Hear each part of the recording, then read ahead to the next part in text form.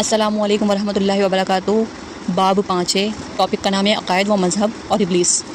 چلیے پڑھتے ہیں حدیث کی روشنی میں۔ سوفسطائی، یہ لوگ سوفسطا نامی ایک آدمی کی جانب منسوب کیے جاتے ہیں۔ ان کا خیال ہے کہ تمام اشیاء کی کوئی حقیقت نہیں ہے، اور وہ تمام اشیاء جنہیں ہم بعید خیال کرتے ہیں ممکن ہے کہ وہی چیز ہو جس کا ہم مشاہدہ کرتے ہیں، اور یہ بھی ممکن ہے کہ جیسا ہم دیکھ رہے ہوں وہ اس طرح سے نہ ہو۔ علماء نے ان پر ان الفاظ میں اعراض کیا ہے کہ کیا تمہاری اس بات کی بھی کوئی حقیقت ہے یا نہیں؟ اگر تم یہ کہو اس کی کوئی حقیقت نہیں، تو جب تم خود ہی اسے باطل مانتے ہو تو پھر کس طرح جائز ہو سکتا ہے کہ تم ایک ایسی بات کی طرف بلا رہے ہو جس کی کوئی حقیقت ہی نہیں ہے؟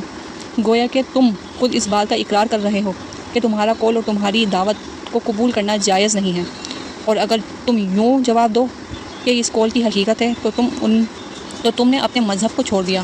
ابو محمد حسن بن موسیٰ نوبختی نے اپنی کتاب آلائے والد یا نعت میں اس مذہب کا تذکرہ کرتے ہوئے کہا ہے: میں نے بہت سے متکلمین کو دیکھا ہے جو ان لوگوں کے معاملے میں واضح غلطی کا ارتکاب کرتے ہیں، کیونکہ وہ ان سے بحث و مباحثہ اور جدل و مناظر کرتے ہیں۔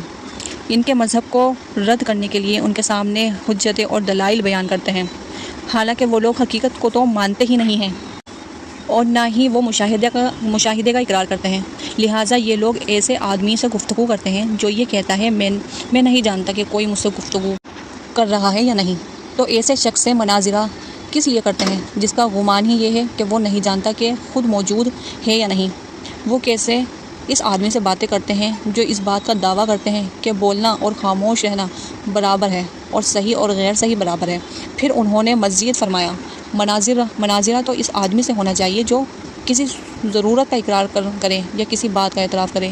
اس طرح اس کی اقرار کردہ ضروریات یا اعتراف شدہ بات کو بنیاد بنا کر ایسی بات کو اور ایسے نتیجے کو ثابت کیا جائے جس کا وہ انکار ہو، کیونکہ جو آدمی کسی بات کو مانتا ہی نہیں ہے اس سے مناظرہ فضول اور بیکار ہے۔ ابو الوفا بن عقیل نے بھی اس قول کا ان الفاظ میں درپیش کیا ہے: کچھ لوگوں نے یہ کہا ہے، ہم ان لوگوں کو کس طرح گفتگو کریں، کیونکہ بحث و مناظرہ کرنے والے کا مقصود تو یہ ہوتا ہے کہ معقول بات کو محسوس کے قریب تر لے آئے اور سامنے موجود چیز سے دلیل لے اور پھر اسے غائب چیز کو ثابت کرے اور اس پر دلیل قائم کرے، جبکہ یہ لوگ محسوسات کے تو قائل ہی نہیں ہیں، تو ان سے گفتگو مناظرہ کس بنیاد پر کیا جائے؟ اور یہ بھی لکھا ہے: یہ بات بے تدبیری اور بے ڈھنگی پر مبنی ہے۔ ان لوگوں کا تو مناسب حال علاج کرنا چاہیے، کیونکہ جو حالت ان کے درپیش ہے وہ وسوسے سے زیادہ نہیں ہے، لہٰذا ہمیں ان کا علاج معالجہ کرتے ہوئے ان سے بڑھ کر بے تدبیری نہیں کرنی چاہیے، کیونکہ وہ ایسے لوگ ہیں جن کے مذاق سے ٹیڑھا پن نے انہیں حقیقت سے دور پھینک دیا ہے۔ ہماری اور ان کی مثالیں بس اس آدمی کی سی ہیں جیسے بھٹکا لڑکا عطا ہوا، وہ جب بھی چاند کو دیکھتا اسے 2 چاند نظر آتے، بالآخر اسے اس بات پر پختہ یقین ہو گیا کہ آسمان میں چاند ہی 2 ہیں۔ اس کے باپ نے کہا: چاند ایک ہی ہے، دراصل خرابی تیری آنکھوں میں ہے، ذرا اپنی بھٹکی آنکھوں کو بند کر کے دیکھ۔ جب اس نے دیکھا تو بولا: میں تو اس چاند کو دیکھ رہا ہوں، چونکہ میں نے ایک آنکھ بند کر رکھی ہے، اس لیے ایک چاند غائب ہو گیا ہے۔ اب اس کی اس بات سے دوبارہ شبہ لاحق ہو گیا ہے۔ اس پر اس باپ نے کہا: اگر بات ایسی ہی ہے جیسے تو نے بیان کی ہے، پھر اپنی درست اور صحیح آنکھ کو بند کر کے دیکھ۔